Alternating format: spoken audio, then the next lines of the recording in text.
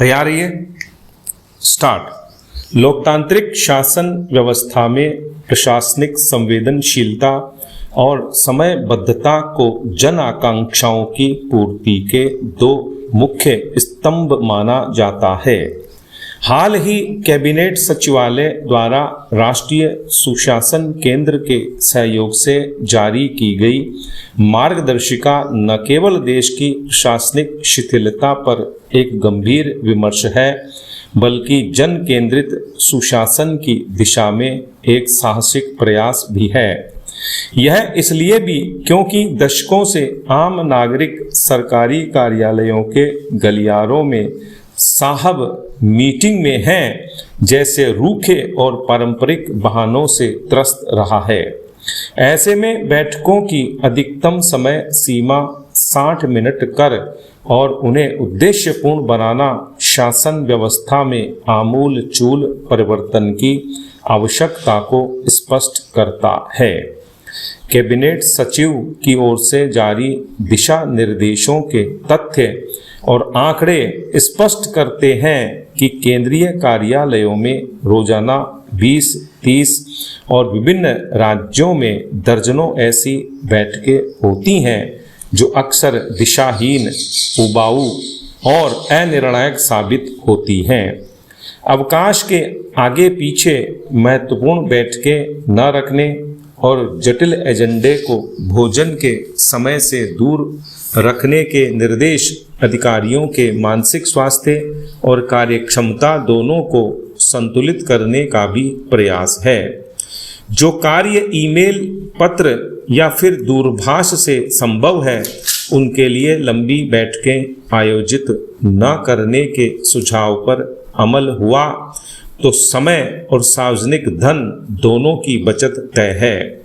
America, Britain, चीन और France जैसे विकसित राष्ट्रों में लीन मैनेजमेंट और स्टैंड अप मीटिंग्स की सुदृढ़ परंपराएं रही हैं, जहां समय प्रबंधन को उत्पादकता की पहली शर्त माना जाता है। भारत जैसे विशाल विविधता वाले देश में भी ऐसे वैश्विक मानकों को अपनाना अब अपरिहार्य हो चुका है। हालांकि केंद्र सरकार की इन जनहितैषी पहल की राह में चुनौतियां कम नहीं हैं। सबसे बड़ी चुनौती औपनिवेशिक काल से चली आ रही अफसरशाही मानसिकता और यथास्थितिवाद की है। कनिष्ठ कर्मचारियों को खुलकर अपनी बात रखने का माहौल देना कागजों पर तो सरल है, लेकिन व्यावहारिक धरातल पर इसके लिए अधिकारियों के दृष्टिकोण में व्यापक बदलाव की आवश्यकता होगी। यदि इस नीति की कड़ाई से मॉनिटरिंग नहीं की गई तो इसका हश्र भी लोक सेवा गारंटी कानून जैसा ही सुस्त हो सकता है, जहां नियम तो बने परंतु क्रियान्वयन लचर ही है। अब भी समय सीमा में आम लोगों के कार्य होते नहीं दिखते। व्यवस्थागत सुधार केवल आदेशों से नहीं बल्कि आत्मचिंतन और आत्मानुशासन से आते हैं। इसलिए सरकार को इन निर्देशों की अनुपालना के लिए एक पारदर्शी और डिजिटल ट्रैकिंग मैकेनिज्म भी विकसित करना चाहिए, जहां बैठकों के एक्शनेबल पॉइंट्स और उनके परिणामों की नियमित ऑडिट की व्यवस्था हो। तभी गुड गवर्नेंस का वास्तविक स्वप्न साकार हो सकेगा और सार्थक विमर्श से सरकारी कार्यक्षमता बढ़ेगी। किशोरावस्था की दहलीज जीवन का ऐसा मोड़ है जिस दौर में आंखों में सपने होते हैं, दिल में उम्मीदें होती हैं और भविष्य की राह खुली होती है।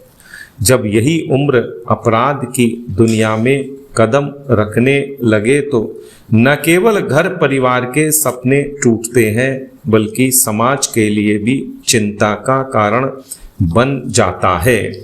राजस्थान की राजधानी जयपुर में 3 बच्चों ने मिलकर जिस तरह से एक अन्य बच्चे की जघन्य हत्या को अंजाम दिया वह ऐसी ही चिंता को बढ़ाने वाली वारदात है।